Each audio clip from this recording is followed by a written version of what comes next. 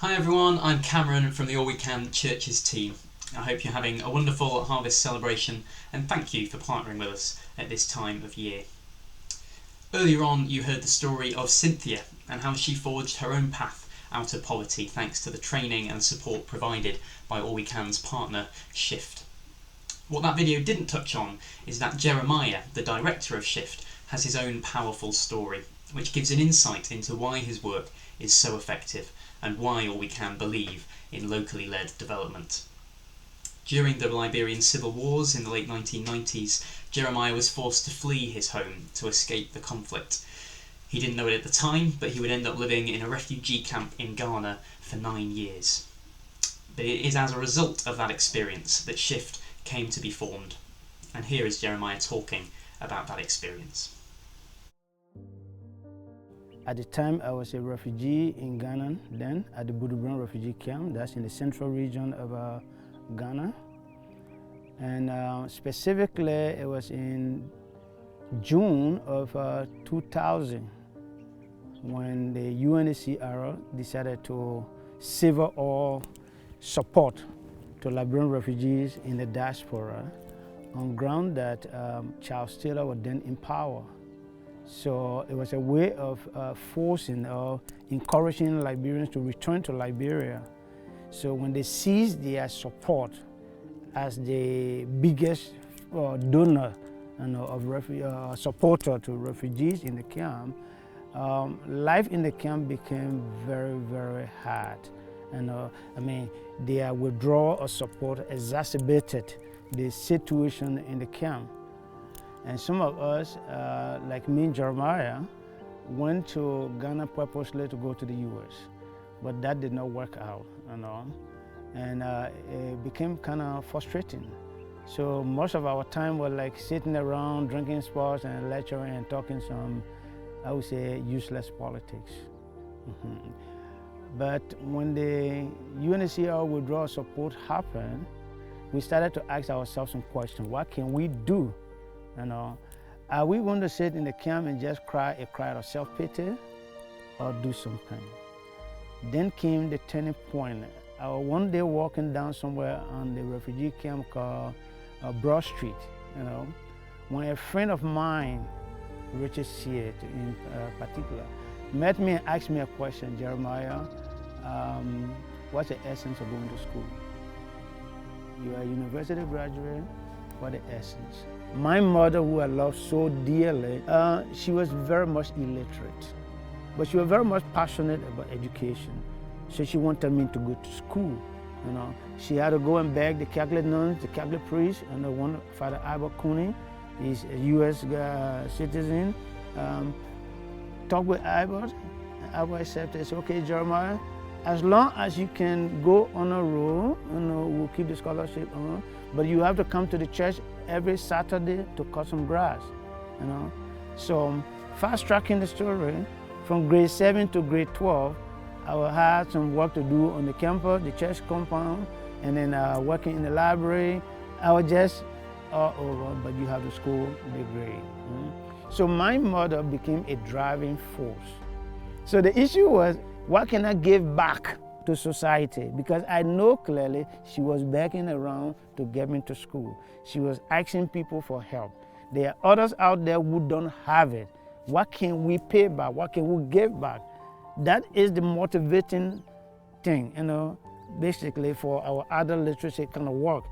I need to do something to make myself useful to society. How can we do that?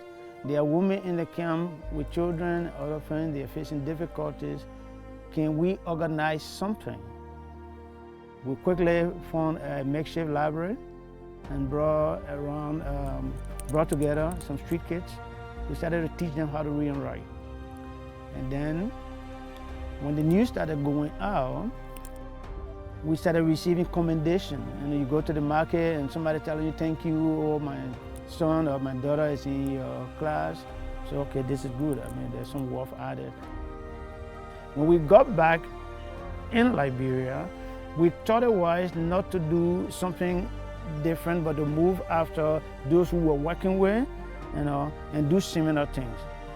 We still do the literacy work, From adult literacy, we added VSLA, we did part of HIV and AIDS prevention, and then the whole issue of going into TVEC, technical vocational education, and training came into being, and with all the bits and pieces of feedback we're receiving from our beneficiaries.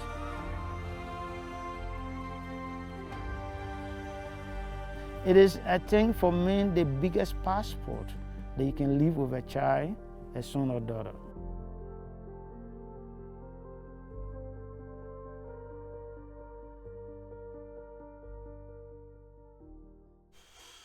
Jeremiah's story is inspiring in itself, but it also shows the importance of allowing local organisations to take the lead on development.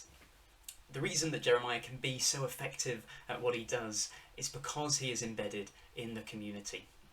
He understands the importance of literacy because his mother begged to get him an education. He understands the ongoing effects of the Civil War because he has experienced them. He believes there is already potential and skill in the community waiting to be harnessed because he sees it every day. Jeremiah says that his role is just trying to move off the clay so the gold inside can shine. This is what supporting All We Can offers you. The chance to trust the expertise of local people, to join in with what the Spirit is already doing rather than building something new on unstable foundations. Because All We Can recognise that local people are the experts in their own situation, we also believe that of you. The right way for each of you to respond if you want to support the work of All We Can will depend on your current situation, your passions and your abilities. So instead of asking you to do one specific action, I'm going to offer you 3. The first is to become a monthly giver to All We Can's work. We've talked today about sustainability and the importance of firm foundations. Giving monthly by direct debit is the most effective way of contributing to the long-term sustainability of All We Can and our partners, so that they can continue to make incredible change. Long-term support enables long-term change. You can do this by scanning the QR code on the screen or by filling out the form that's part of the giving envelope you should have been given, making sure to fill out the direct debit form and the details on the next page. Hopefully you'll be given some time to do that after this video. The second option is to become an All We Can champion. If you're really passionate about global poverty and convinced by All We Can's partnership approach, you could be the point of contact for All We Can's churches team in your church, putting up posters, sharing resources and coordinating fundraising. If that could be you, you can scan this QR code or go to allwecan.org.uk/champion. Finally, either as individuals or as a church, you have the opportunity to take part in All We Canuary. This is a fundraising challenge where you're invited to do all the something you can in the month of January to raise money for All We Can. It could be all the miles you can, all the hymn singing you can, or all the knitting you can. It's up to you. Because just like All We Can don't tell our partners how to tackle poverty in their communities, we don't tell you how you should fundraise. If you're keen to do that yourself or coordinate a fundraising effort for your church, you can scan the final QR code or go to allwecan.org.uk/allwecanuary. From Jeremiah and myself, thank you so much for your support, and I hope you've had a brilliant harvest service.